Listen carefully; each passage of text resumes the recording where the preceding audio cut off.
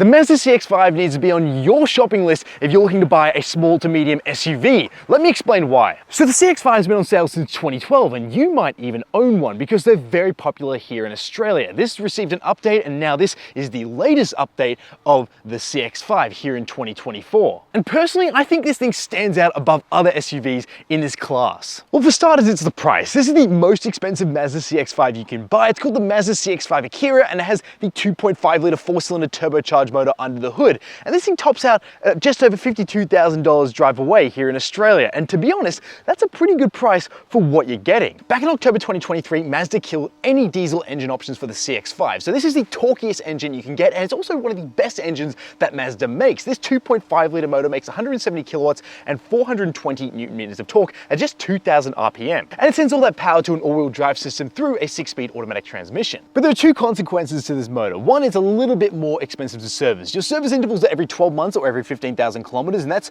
covered up to 7 years or 105,000 kilometers. And that total cost will cost you $3,571 here in Australia to service this over that period. That's actually not too bad, but for a Mazda, it is getting a little bit expensive. And the other issue being that this is a bit thirsty, but the good news is that you don't have to fill it up with premium fuel. But this CX-5 Akira gets this premium grille, and you've also got things like a radar sensor here in your Mazda logo, which is looking nice and flat. You're getting these really nice looking hockey stick LED lights, which I like a lot. And I'm not usually a big fan of chrome, but this chrome along the front suits this car pretty well. And this color you see here is called polymetal gray, which makes this thing look pretty premium. But what I really appreciate is that Mazda have resisted the urge to put any fake vents here. Instead, they've smoothed it out, and it definitely gives us a more upmarket appearance at the front. And you get these dark 19-inch alloy wheels wrapped in a Toyo rubber. Now, other things that make this feel a bit more premium is the fact that you get body-colored cladding. You've also got these power folding mirrors with cameras in it for the 360-degree parking camera system.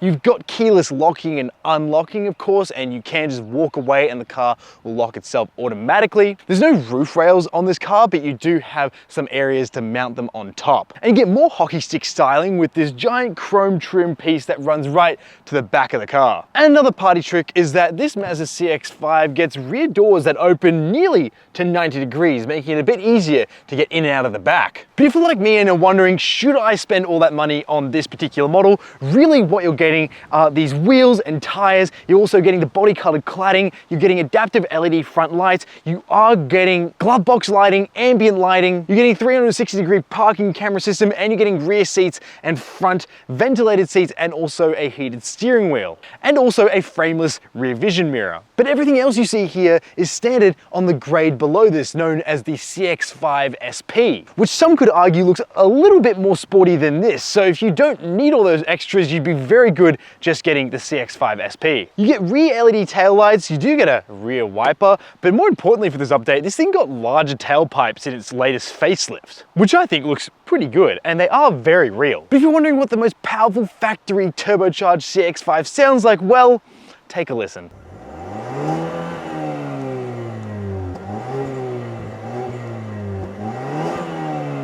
One of the most compelling reasons to get a CX-5 is the boot space. You get an automatic tailgate on this particular CX-5, which is height adjustable. You are getting a spare tire underneath the boot floor, which is a good thing in 2024 because usually cars come without that now. And we do get a cargo cover, which is good, but you can remove this if you don't like it. But my favorite thing is the fact that the seats fold in a 40-20-40 split, meaning that you can have the outer two passengers in nice comfort. They don't have to compromise their seat space, and you can still fold down the middle seat to put long items through to make the most of the boot space in a CX-5. The boot also has a nice flat load floor through here. It's nicely carpeted as well, so it's a great place to store a bunch of bags, and according to Mazda, this thing can fit up to 4 golf bags. As a 5'11" adult sitting in the back seat here, I'm not complaining if I have to get the back seats here. They're super comfortable, and this Nappa leather is possibly worth the upgrade because it's really quite nice to touch and sit on. You've also got 2 map pockets, and my knee room and feet room is really good for a car in this class. And I've also got a nice amount of storage here in the doors. I'm also impressed with the stitching and the materials on the doors as well, and they do feel well put together because they make a really nice thud now. which is something you don't expect in the backseat of a car in this class, because that's usually reserved for the front doors. But here, it just feels premium all around. So it really feels like it's punching above its price tag. We have 2 reading lights up top, and here in the middle seat, I wouldn't want to sit here for too long, but it's not that uncomfortable because it's really well cushioned. But I don't have any feet room thanks to a very large transmission and exhaust tunnel, but I do have an armrest here, and here are going to be the controls for your heated seats for the outer 2 seats, which have 3 ways of adjustment. You've also got your USB ports, which are 2 USB-A ports here in this little cubby, but this cubby is literally the depth of an iPhone, so you're not going to store much here. But something I found a bit odd is that if you do fold down this middle seat and put things on top of it, or someone sits here, you can't access any of these controls, which is, to me, just a little bit of an oversight. This interior is a masterclass in what Mazda does really well, and it's great attention to detail. We have stitching running across the dashboard here, lots of soft touch materials as well. I'm not too sure if I love this trim piece here on the dashboard, but at least it's better than gloss black plastic, which, oh, we have it around the shifter.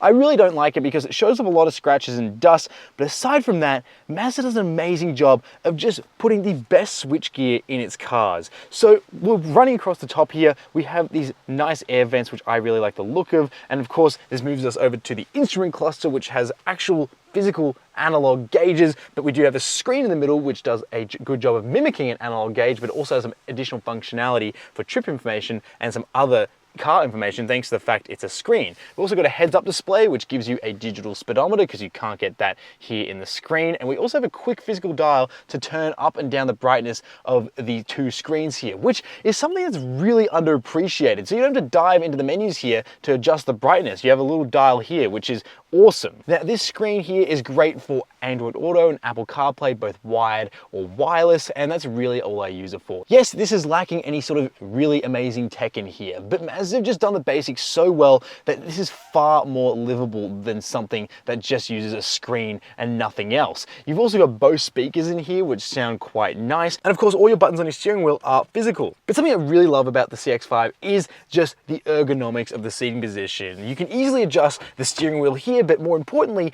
the floor of the car has been pushed down. So I feel like I'm sitting nicely in a reclined chair rather than having my feet just a little bit higher up, because Mazda create a step-in effect when you get into this car.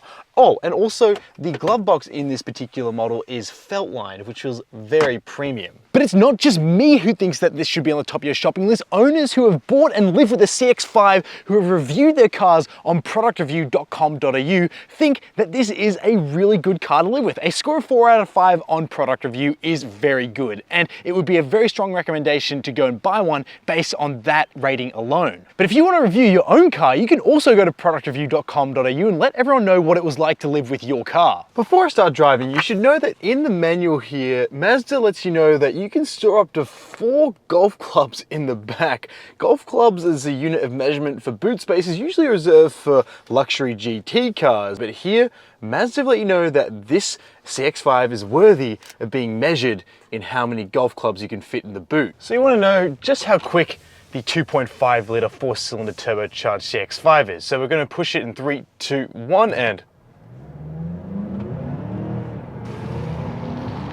that's 170 kilowatts and 420 newton meters of torque.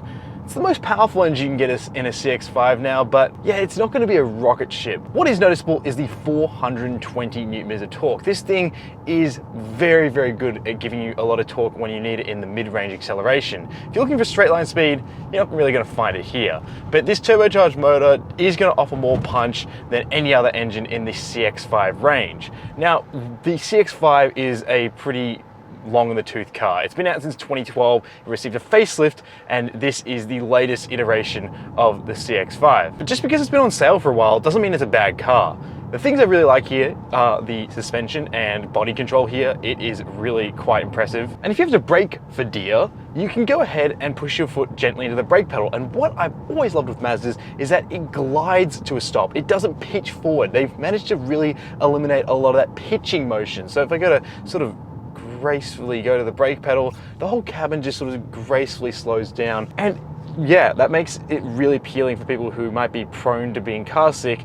The Mazda CX-5 is a smooth driving experience. The throttle control here is a lot more fun than other sort of mid-size SUVs. There's a floor-mounted accelerator, and I feel like I get better modulation of this motor thanks to that pedal position rather than being one that hangs down. The steering here isn't too light, but there's a nice weight in the steering. There's not a whole bunch of fuel getting through here, but for a mid-size SUV like this one, it's pretty good. I don't feel completely numb to the driving experience, and that's thanks to the fact there's just a bit of weight through the steering column. Now, this updated CX-5 got a actual physical change to its chassis and revised suspension and dampening, but those upgrades weren't just to help this car handle better, but it also helps reduce any sort of road noise too, and this car is relatively quiet out on coarse roads like this. The seating position is great because I have a nice big glass house here.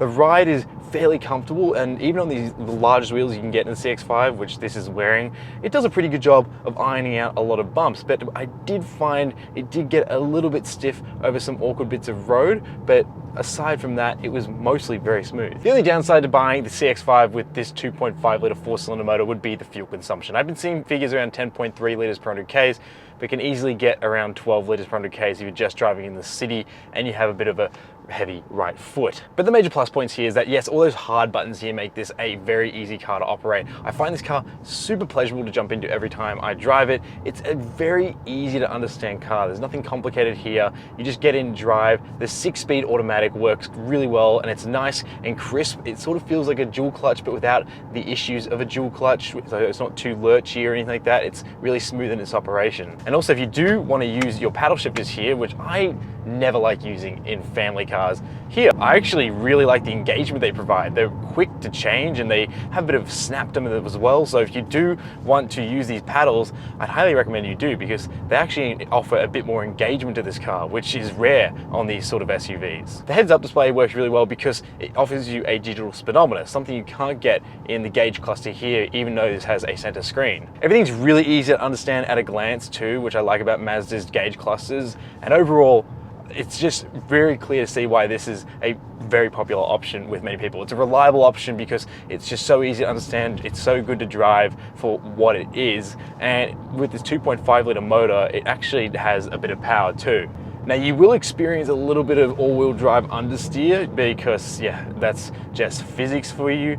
And that's probably the more annoying part about this, is that it does drive really well up until a point, and then once grip becomes a bit of an issue, it does like to sort of understeer a little bit. But for the most part, that all-wheel drive system does a great job of hooking this through corners. So going through some sort of greasy corners through here, I can feel the front dragging, but that rear is just helping push through a corner. So yeah, look, it's not perfect, but at the same time, it is definitely one of the best driving experiences you can get in this class. And the answer is yes, you should buy one of these in 2024. This should be at the top of your shopping list, and this should be used as the benchmark, purely because of the ergonomics, the space, the comfort, and the driving experience. The downsides are, yes, it can be a bit heavy on the front through corners because it can suffer from a bit of understeer, and it is a little bit thirsty on fuel if you want the most powerful engine in your CX-5. Now, thank you so much for watching. My name's Cameron. I'll see you in the next one.